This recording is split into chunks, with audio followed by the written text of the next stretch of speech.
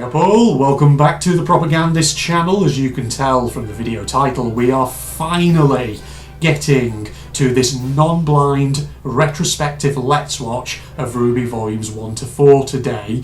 I've been obviously, saying for months and months and months that I've been wanting to do this on the channel at some point, because obviously, my sort of history with RWBY on the channel is that years and years ago I started actually doing blind Let's Watches, uploading my reactions to RWBY when Volume 5 started airing, which obviously was years ago now. And since then I sort of came through, did my blind Let's Watches of 5, 6, 7, 8 and then Volume 9. And of course, as of when this particular video goes out, obviously I've also done reactions to the Dusk Queen trailer and to the first chapter of Dusk Queen as well. I'm actually recording this episode straight after recording my reaction to the Dusk Queen Chapter 1, Growing Pains.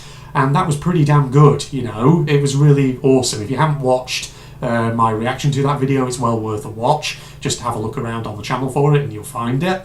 But now we are finally getting to, like I say, the thing that I've been hinting for so long that I want to do, and I've just never got around to doing it until this point, thanks to a combination of things just getting in the way. So for example, one of the main reasons that I just haven't been able to do this is because of time, in essence. Thing is, in my current job, I work in education, particularly higher education. Basically, in my career, I've just been taking on more and more responsibilities, which obviously eats into my time.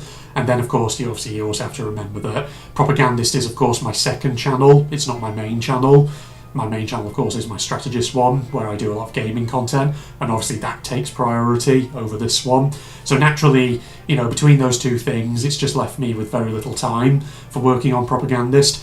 But I'm hoping, this morning to change that a bit by actually making a start on this retrospective Let's Watch. Now, in terms of the upload schedule, I kind of talked about this a bit, just, in general when I was reacting to Dusk Queen Chapter 1, but I'm probably going to aim, to begin with, at uploading episodes of this every sort of weekend, one every weekend that is, and I'm hoping I'll be able to sustain that, in essence. Obviously when I was reacting to Volume 6 to 9 back in the day, well, not Volume 9, sorry, 6 to 8, sorry, that's what I meant to say. Obviously when I was reacting to Volume 6 to 8, I was able to almost get like a video out every day on that one, because obviously I wasn't reacting to those volumes as of when they came out. There was a bit of a hiatus, obviously, between my reactions to Volumes 5 and 6, but that's not going to be the case, I think, for these ones, because just due to time constraints and all that. So what I'm hoping is, the plan is that every weekend I'm going to try and see if I can set aside a bit of time to record 1 or 2 reactions to RWBY Volumes 1 to 4, and that way I can sort of upload maybe an episode of this every weekend or so, there or thereabouts. That's what I'm hoping for. But what I would ask for is just a bit of patience in case that schedule ever has gaps in it, because again, sometimes things come up in relation to work or other commitments which end up kind of interrupting things. So like I say, if there are ever gaps in the upload schedule, in that proposed schedule that I've just put forward there, please do bear with me, please do be patient and understanding and all that. Like I say, I'll try and aim for a video every week, something like that. And if I get the opportunity to increase that schedule to something a little more frequent, then great, I can try and do that. We'll see how it goes, in essence, ladies and gentlemen. But speaking obviously of Volumes 1 to 4, so I've already obviously kind of mentioned it, but for the benefit of anyone who is new to the channel and who maybe hasn't been around for that long and hasn't really heard me say this as often as I say I have, obviously, like I said, this is a retrospective, non-blind Let's Watch. This is not me reacting, this is not me watching Volumes 1 to 4 for the first time. I've already seen them. It's only Volumes 5 to 9 that are blind Let's Watches. So obviously, yes, I'm not going to be surprised by anything that happens here. I've seen it all. I remember them very well. But what I'm kind of hoping we'll really get out of this is you know, the perspective obviously of someone who has watched volumes 1 to 4, actually re-watching them. And, you know, this might be a great opportunity to maybe pick up on things that perhaps maybe I didn't notice or really kind of notice the significance of maybe the first time around. Because that's the one thing about, you know, the early volumes of RWBY. There's a lot of foreshadowing of things that do happen in those volumes, which sometimes maybe it becomes very interesting to then re-watch them after you've watched the later volumes and actually think, huh, that's really interesting. You know, at the time, obviously, I watched this volume the first time and didn't really pick up on that. Also, I've just noticed my disc drive is poking up there. Bollocks, sorry about that. That's been poking up for the entire intro, hasn't it, ladies and gents? Good lord, I should have noticed that. How very unprofessional of me, ladies and gentlemen. So yeah, but that, like I say, that's the real value that I'm hoping we'll get out of this non-blind Let's Watch of volumes 1 to 4. God, take a shot, ladies and gentlemen, every time I've said retrospective non-blind Let's Watch of RWBY's RWBY Volumes 1 to 4. Yeah, you have liver damage by now, wouldn't you, ladies and gentlemen? Right, yeah, so what we're going to be reacting to in this video, we're not going to obviously start with episode 1 of Volume 1 itself. We're going to start, of course, with the 4 initial trailers, the red, the white, the black and the yellow trailers, because let's be honest, I feel like you can't really do a Let's Watch of Volume 1 without watching those trailers as well, since they're so iconic and they have so much going on in them. So that's what we're going to be starting with. So, without further ado, well, let's just throw ourselves in. Alright, ladies and gentlemen, here we are. We're on the menu of my my little DVD copy of RWBY Volume 1. Yeah, I mean, technically you could watch the whole thing as a movie if you really wanted. But no, we're going to start with the actual trailers, which I think would be under special features. Yeah, here we go. This is where they are. Right, red trailer, ladies and gentlemen, commencing now. Right, also, need to turn the volume up. There we go. Here we go, ladies and gents. These trailers were so iconic. They really are. And of course, this was when Monty Ohm was still alive. Still with us. Our first introduction to the 4 main characters of RWBY.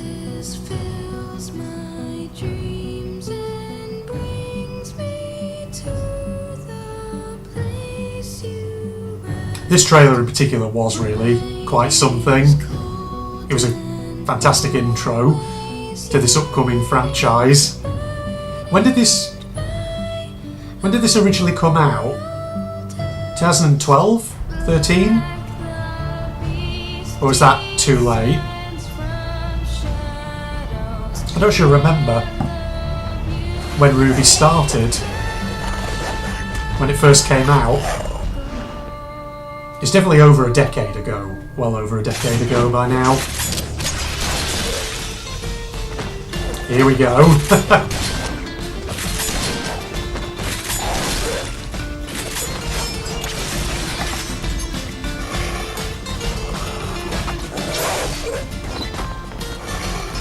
So, I'm just going to take a very quick pause. Sorry, I'm interrupting the whole flow of it there. I shouldn't. You know what? Let's not interrupt the flow of it, actually. That probably pisses people off. Right, 3, 2, 1, resume. No, what I was going to say is, what is interesting about this trailer, looking back on it, is the design of the monsters. Because they don't actually look like Grimm from the actual show. They look more like generic werewolves with their sort of red faces.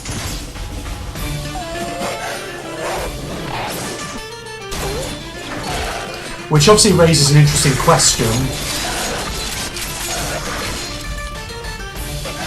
in terms of when was this trailer made? Was this trailer made, for example, before Rooster Teeth had really nailed down the design of the Grimm?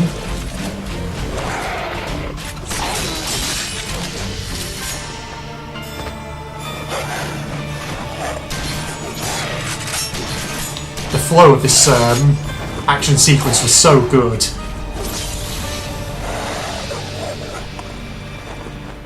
And just the combination with the music. made it really iconic.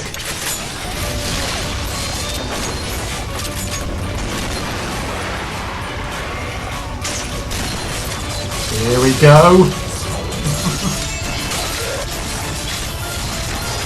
You see this here, where she's carving up all the wolves. This, I mentioned this in my reaction to Dust Queen, the chapter 1. Right, let me just pause there. Right, this is a good opportunity just to talk without any noise in the background. But that, obviously, is really fascinating, because when I was reacting to chapter 1 of Dust Queen, there was a moment in the combat sequence in there where RWBY was again sort of like carving up the Beowulfs, and I just felt like it was kind of almost imitating this trailer, making a bit of a reference to it. So yeah, it's interesting to see how that's being reflected perhaps in fan projects as well. But yeah, that was the Red trailer, and of course, you know, that was iconic back in the day when it came out. And the thing is, like, the funny thing is, I actually didn't start watching RWBY when it first came out. In fact, I didn't even know of it when it first came out back in the day, whatever year it was. I actually didn't start watching RWBY until it was up to its 3rd volume. So I remember, you know, in fact, I think what was my introduction to RWBY back in the day? It was actually playing Gary's Mod, and I think I was just looking for player models on the workshop, and I came across a load of RWBY player models, and I'd never heard of RWBY at that point. And so I thought, oh, is this like an anime or some kind of animated show or something? So I looked into it, and I found that it already had 3 seasons. And I started watching season 1 and immediately fell in love with it and thought, this is actually kind of entertaining. It looks really, really good. And that was my introduction to RWBY, ladies and gentlemen. Haven't really looked back since, so yeah. Alright, let's continue on. It'll probably take us back to the main menu. We'll be able to just roll straight into the white trailer, I think. So, 3, 2, 1, resume. So yeah, that was, like I say, everyone probably has a bit of a story in terms of what their introduction to RWBY actually was, how they first encountered it. Were they watching it from the very beginning, or did they start watching it at a later date? Right, well, white trailer, ladies and gentlemen, let's get straight in. So this was Weiss's introduction. So, without further ado, let's go. Everyone is entitled to their own sorrow, for the heart has no metrics or form of measure, and all of it irreplaceable. In fact, sorry, let's just go back to that for a moment, because these lines are probably very, you know, obviously at the time that these trailers came out, people were probably sort of, you know, really theory crafting about what these meant. Do they sort of convey something about the characters or the story? And yeah, they do, you know. And this is obviously very much tying into Weiss's whole character arc in relation to her family. Everyone is entitled to their own sorrow, you know. Because what that actually makes me think of is that one scene in Volume 5, you know, the one where it's Weiss and Yang having like a heart-to-heart in the bedroom. And of course, like, what's the line that Weiss comes out with? She says to Yang, because Yang obviously is upset about the fact that, you know, Blake is not with them. And Weiss, you know, is listening to Yang talking about how growing up, Yang obviously, you know, didn't really have a mother in the picture. Dad was always off on huntsman missions, and so obviously it fell a lot of the burden for caring for RWBY fell on her. And so obviously that's caused a lot of psychological trauma and issues. And of course Weiss responds with, you know, I understand that. You know, I know that whatever I've been through won't compare to what you've been through, but I have been through my own trauma, my own sorrows. Because obviously then Weiss talks about how, you know, it was on her 10th birthday that basically her the breaking relationship between her own parents really kind of came to the fore. And from then onwards, her childhood was just really shit. And so the point that Weiss is kind of getting at in that scene was very much that, you know, we can't really compare our traumas, but we can understand each other because we have been through our own traumas and all that. And so I feel like this line here is really sort of getting at that, in essence. So yeah, that scene with Volume 5, in Volume 5 rather, really feels like it ties in with this right here. Okay, let's keep going. Resume in 3, 2, 1, go.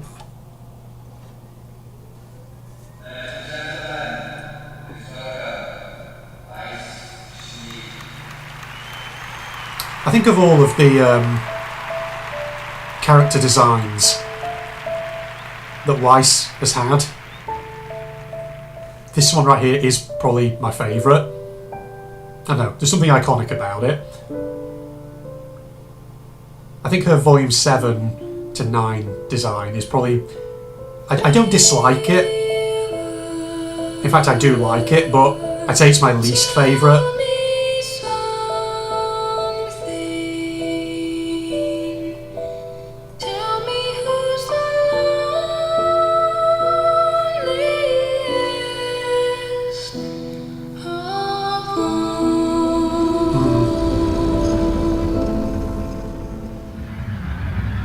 Weiss was such a great character. Not was, is.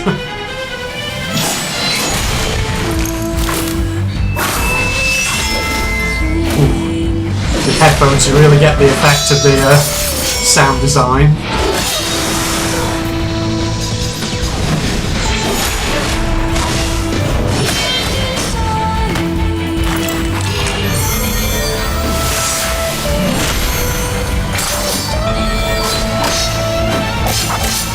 You know, doesn't the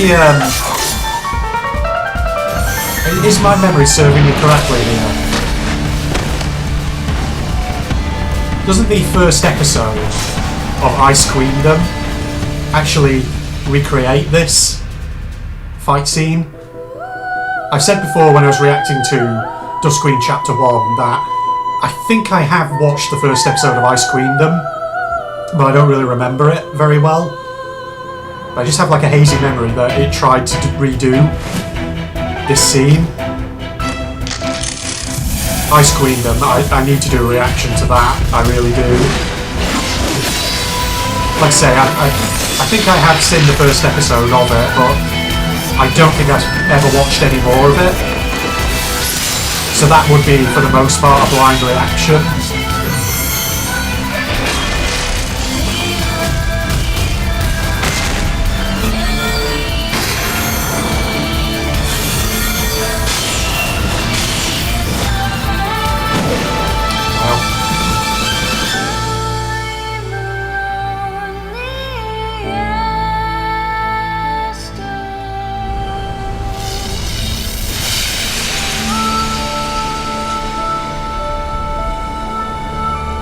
You know, people probably will be interested in asking me, of the 4 trailers, how would I personally rank them in terms of my favourites?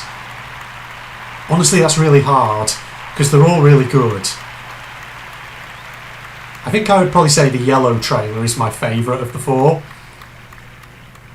followed by this one, the white one, then probably black, and then probably RWBY's. I put RWBY's sort of at the bottom, not because I dislike it, I do still love it, but I think that just compared to, obviously, oh gosh, see the premiere at RTX 2013, so 2013, okay, that's when RWBY started. I see, alright, well that answers my question from earlier. God, yeah, so RWBY is 12 years old then, roughly, in total. That is, wow, 12 years. Incredible. Right, well yeah, let's get to the black trailer then. So black trailer starting now. Your hopes have become my burden, I'll find my own right, pause. God, those little bits of text are really not up on screen for very long, are they? Yeah, I think, you know, after seeing everything that came throughout the volumes of RWBY, we fully understand now, obviously, what this means. So obviously, when it says your hopes, I believe that is basically referring to Adam, isn't it? That he came to dominate the White Fang, and that in essence he came to very much kind of dominate Blake to an extent, dominate her way of thinking, to the point where she recognised that she basically wasn't comfortable with him anymore. In essence, his hopes became her burden. I will find my own liberation. So that's about her kind of breaking away from the White Fang, in essence. All right, 3, 2, 1, go.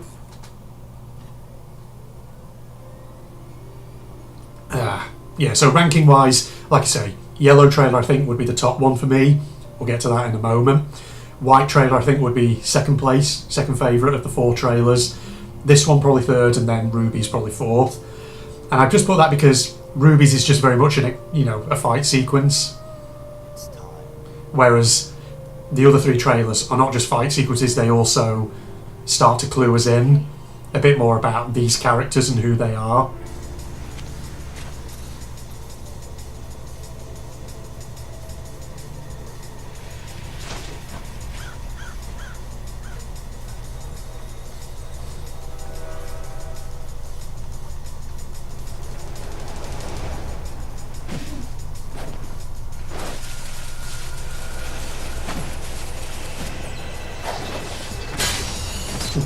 My eye there.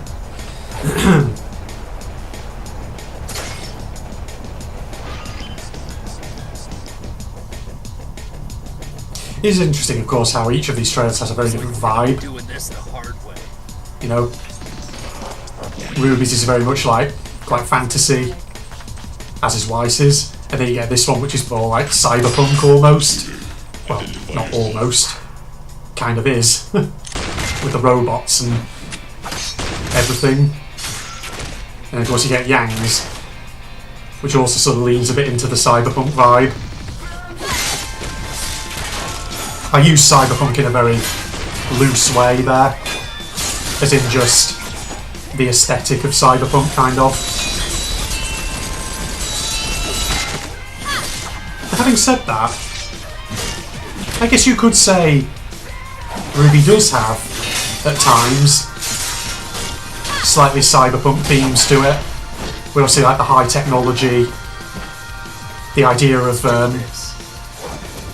like overwhelmingly big, unscrupulous corporations, namely Schnee Dust Company. So there's elements of it, you could definitely argue, mixed in with the more fantasy elements of it.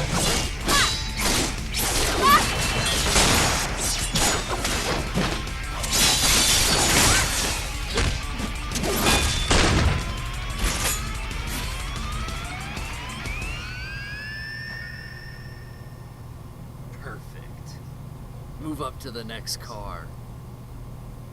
I'll set the charges. What about the crew members? What about them?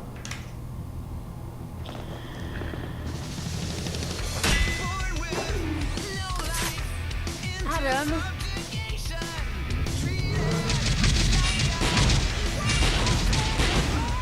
It was a good combat sequence in this trailer, wasn't it?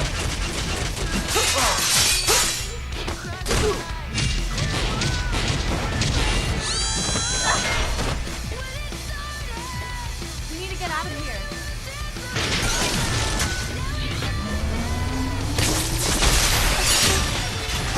I think it's also interesting sometimes how in some of these trailers you can see how the VAs, Are you sure? particularly in this one, feel like they were still kind of getting into their groove a bit.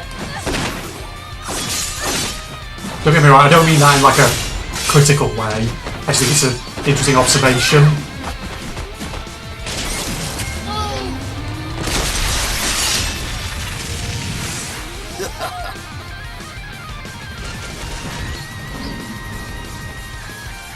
And he takes it out with one hit.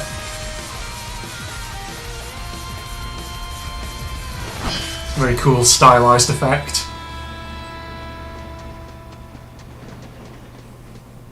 Oh yeah, can we just, sorry, I know I'm just stopping and kind of interrupting the flow a bit there, but can we just see that run animation again? That, I feel like you see that quite often, don't you, in RWBY Volume 1? Probably because, you know, at this stage, yeah, because Volumes 1 to 3 they were using Poser, weren't they, Rooster Teeth, to animate this, which probably has like, maybe like preset animations for like running and walking, stuff like that, I would imagine. And probably at this stage, you know, the animators were still kind of learning how to really use Poser, I would guess. Hence why, yeah, basically just pay attention to Adam's run cycle there, and then we'll compare that as we get into some of the later episodes, and you'll see it's the same sort of run cycle and everything. So it is evidently must be like a preset, something like that. So yeah, it's a case of, I think the animator's still very much learning the basics of animation in this program, I would assume. Right, 3, 2, 1, resume.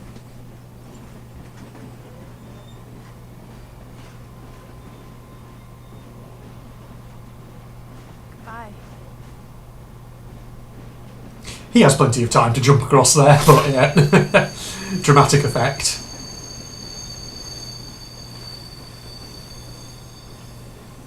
No music in the background, interestingly, during that. Could have sworn there was, but maybe it's just on the DVD version that there isn't. Well, that was the black trailer right there, ladies and gentlemen. You know, speaking of the animators still very much learning their craft, that is something which we will pick up on probably in Volume 1 and 2, because I can remember a little bit sometimes where you can see a bit of ropiness in the animation from time to time. Felt very much like from Volume 3 onwards, that was when the animators really kind of hit their stride. Okay, yellow trailer, final one. Also, there's a fan art thing on this. Maybe we'll have a quick look at that in a second, a bit later. Right, yellow trailer, go.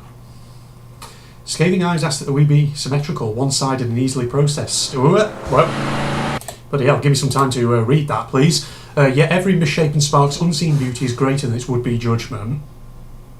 That's got to be a reference to what happens to Yang in Volume 3, right? Surely. You know what I mean, ladies and gentlemen. The loss of her arm and all that. Yeah, probably should have said really at the start of the episode. There's going to be spoilers in this series. If you haven't seen RWBY, you probably shouldn't actually start by watching this particular Let's Watch. You should watch it for yourself and then come and watch this. Yeah, okay, right. 3, 2, 1, resume. Finish my cup of tea. Yeah, so this, like I say, this was my favourite of the 4 trailers. I just remember really loving the vibe of it.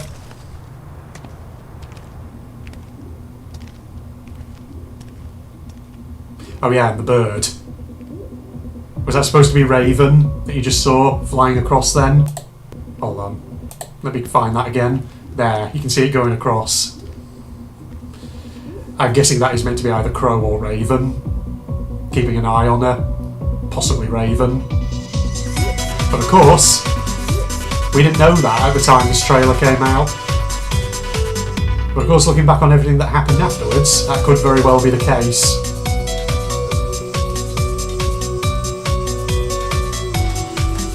What a bop. Oh yeah, that guy who had the weird teddy bear helmet. Forgot about him. Random background character. Torchwick.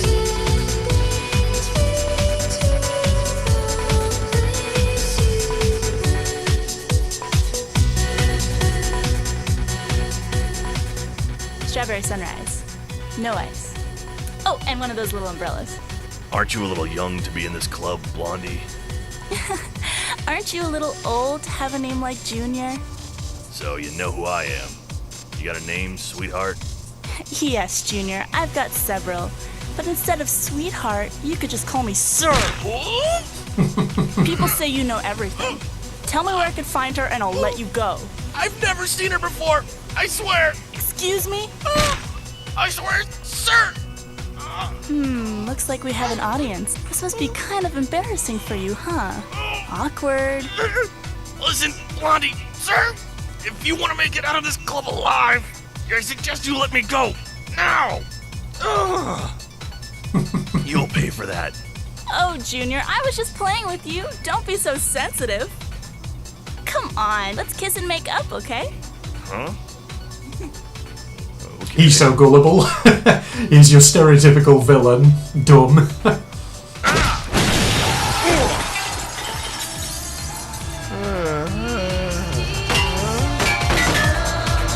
Here we go. The good bit.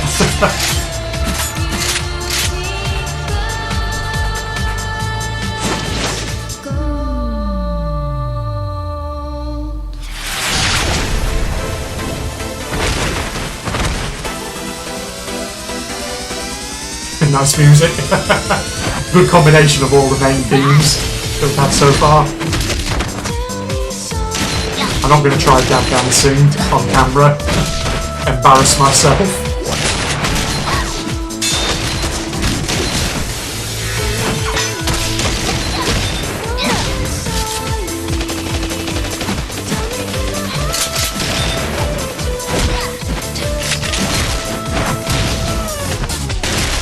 And that's the end of Teddy Bear Man. Melanie, who is this girl? I don't know, Milsha, but we should teach her a lesson.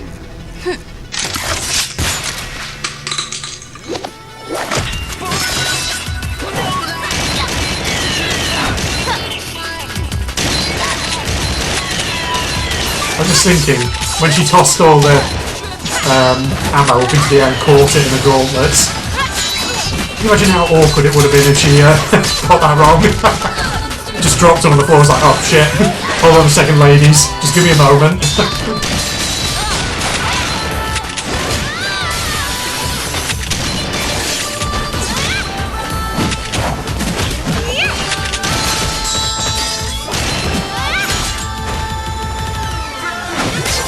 Okay, this move coming up here is brutal.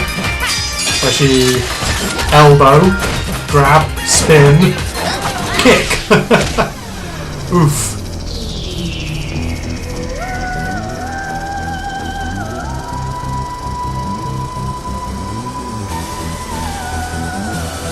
You're gonna pay for this. You see the way he just pops into existence there in that shot. He doesn't fade in.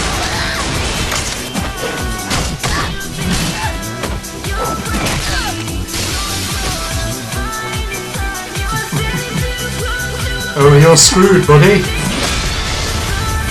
Now that you've done that to her.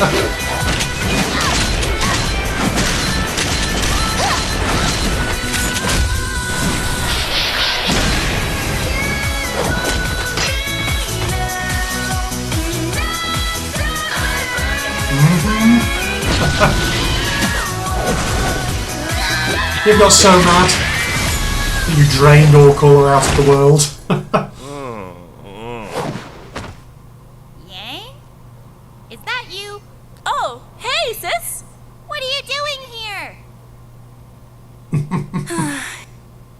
It's a long story. And there you have it, the yellow trailer, ladies and gentlemen. That's all 4 of them. God, they were so iconic when they came out, these things. Wow. Okay, but let's have a quick look at that fan art thing as well. What is this? Hey guys, my name is Miles Luna. I'm one of the writers and assistant directors on the show. And I'm Patrick. I'm the concept artist for RWBY. It's only And I'm 5 Carrie. minutes or so. And what we're looking at here is a bunch of fantastic artwork that was sent in by some fans for RWBY. And these first 10 that we're looking at were actually winners for our Design a RWBY movie poster contest. And they're awesome. Yeah, there's some really kick-ass artwork out here, and it's just like pretty fucking amazing. Like even after this first So it's a one, little there's just, bonus, like, this. an abundance of talent that we just did not expect to come our way, and it's pretty awesome. The first thing that we saw in terms of like reaction to the Red trailer was bam, all of a sudden there was artwork on Tumblr, there was artwork on DeviantArt, on Pixiv, and from the first day we released that trailer and every day on after that, we check the internet every day for new fan art because it's so motivating and just so incredible to see the amount of talent that's just out there. It's pretty on the awesome. webs. Yeah, I mean, pretty much anytime there is a Getting render tangled up in my bar or headphone any wires. break that we have at all, we're on Tumblr just refreshing and refreshing over and over again, and any other website we can find that has this fan art, because you guys are all awesome. I love this piece, by the way. It just reminds me of a classic fairy Ooh. tale style, and it's just I can't express how much I love that piece. Yeah, even the super simplistic ones like these coming, or this one right here, just that they're able to say a lot with very simple shapes and stuff is really cool. Wow.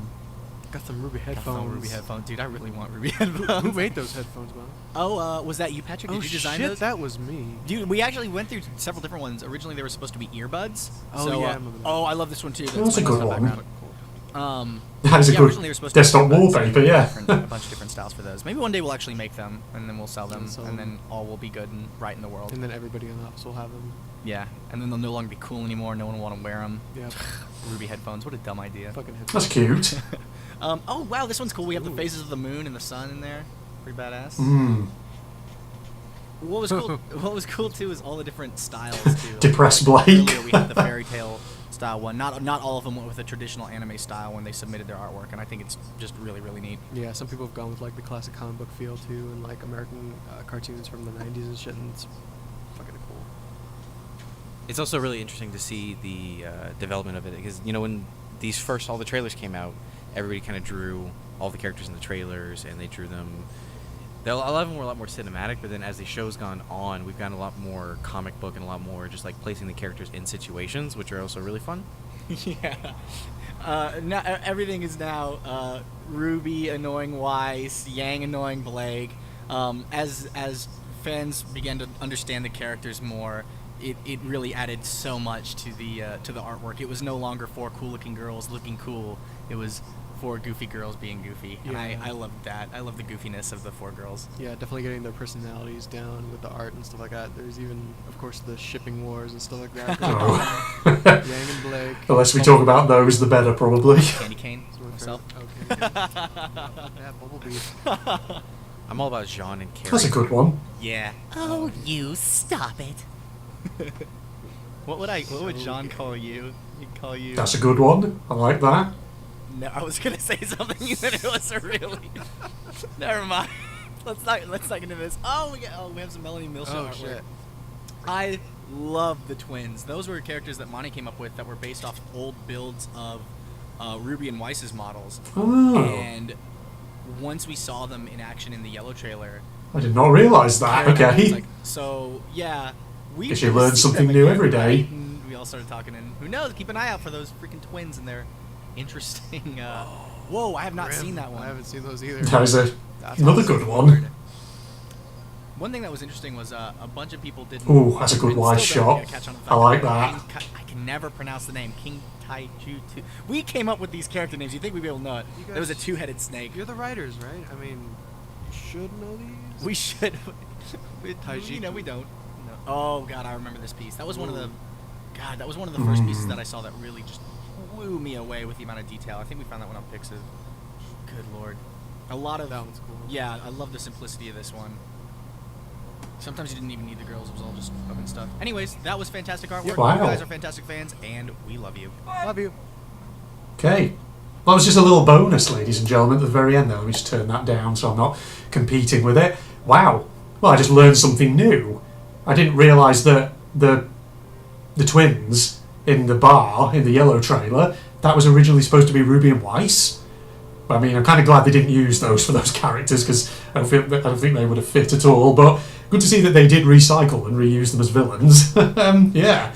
Wow. That was your little bonus. God. I wonder where those artists are now, the people who made some of that. If you're watching and you ever submitted, one of those fan arts that we just saw, let me know in the comments. Tell me, what are you up to these days? You still making fan art for RWBY or other franchises that you really enjoy? I'd love to hear from you, in fact. Alright, let's take a jump cut here and get some final thoughts in a moment. Okay, finally. Finally we have made a start, ladies and gentlemen, on this retrospective Let's Watch. And that was a great place to start. I actually wasn't planning on doing that fan art part then. That's just something, that was just a spur of the moment thing, basically. But yeah, actually I wonder if all of my, I wonder if a lot of my DVD copies of this show, if they have special features like that on them, because if they do, that might be just a nice little addition to some of these episodes in essence. But yeah, let me know if you were a fan artist back in the day, and if you just saw any of your content in there. Let me know in the comments down below. Give us a shout out. Let me see you down there, and let's give us an impression of what you're doing these days. You're still into RWBY? You're still watching it? Still indulging in any aspects of the franchise and all that? Still doing fan art? Yeah. Okay, but the trailers, of course, are so iconic, as I've said repeatedly. Get a take a shot for every time I've said that this episode. And like I say, there are certain elements of those trailers where you can definitely tell that, you know, back in the day, the animators and the producers of this were, to an extent, you know, still getting into their groove, still figuring things out. So, like, you know, certain examples of, say, like the voice acting in the Black trailer, for instance, or occasions in the Yellow trailer where I think sometimes you can see, like, is it elements of the bit rate? Is that the right word? Sometimes just going a little bit sort of off, but then quickly correcting after a second or so. You know, you can see bits of that, and that's something which, as we get through Volume 1 and a little bit in Volume 2, you know, you'll still see on occasion, where obviously like the team are very much figuring out Poser, they're still kind of learning very much on the fly. But one thing that I think, you know, you definitely can't deny is that the team had a lot of soul. They put a lot of effort in, they put a lot of personality into it, and you know, that's the thing about me. You know, sometimes you don't have to produce perfection to really get my attention. Sometimes, you know, if you create, let's say, something that, okay, maybe is a bit ropey around the edges at times, but which undeniably has charm, and you can feel the soul of the producers, the amount of effort and love they put into it, that can still result in something that I really enjoy and I really love. And that is very much the case of a lot of early RWBY content. Whereas, you know, if you produce something that is utterly perfect, but which feels like it doesn't really have soul to it, I sometimes just look at that and I think, I'm not interested.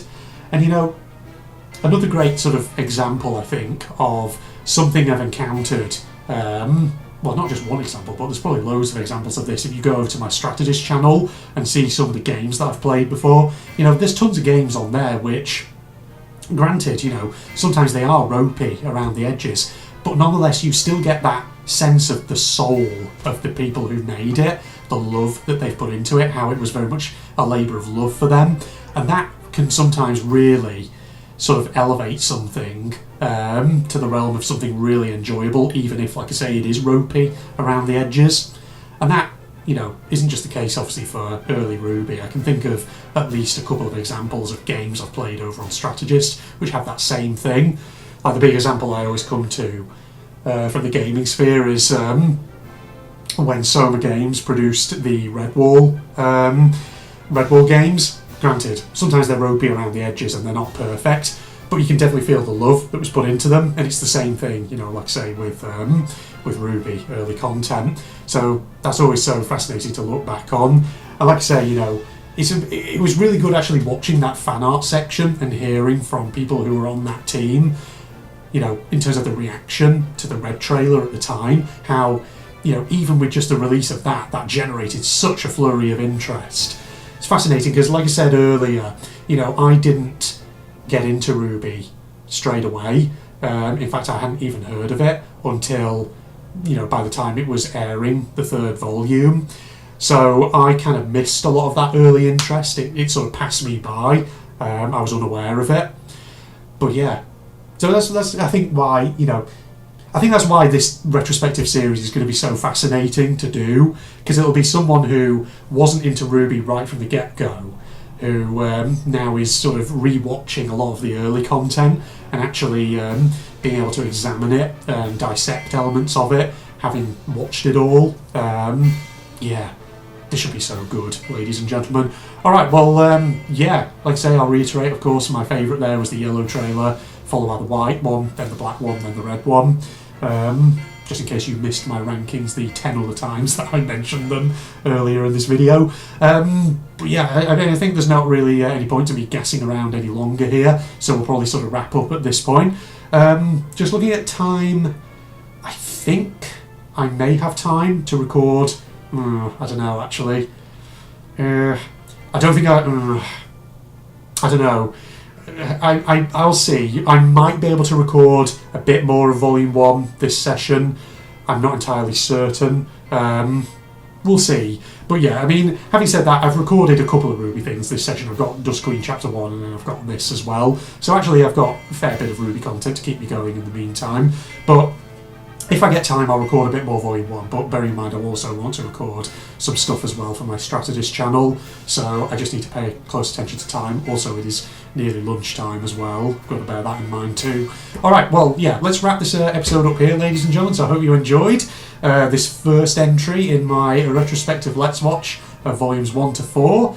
I hope you'll stick around. Like I say, I'll be aiming to try and get these out maybe weekly or so, and if I'm able to get a fair bit more recorded fairly soon, then maybe I'll record a bit more frequently, upload rather, a bit more frequently. We'll see, ladies and gents. So as usual, Propagandist is my second channel. My main channel is General Strategist, where I do gaming content, admittedly very unoriginal Let's Plays, that kind of thing, but you know, I have quite an eclectic mixture of stuff over there, so if you're interested in gaming, that might be worth a watch. You know what I do need to do over there still? Play RWBY Grimmer clips and Arrowfell. I need to do those at some point, and I'll probably do them on my Strategist channel since it's gaming and all that, but yeah, something to potentially look forward to in the distant future. Alright, yeah, but other than that, it's time for me to wrap up here, ladies and gentlemen, so thank you once again for joining me, and I hope you'll join me for when we get to first episode of RWBY Volume 1, and in the meantime, I'm going to sign off now. Goodbye, everybody.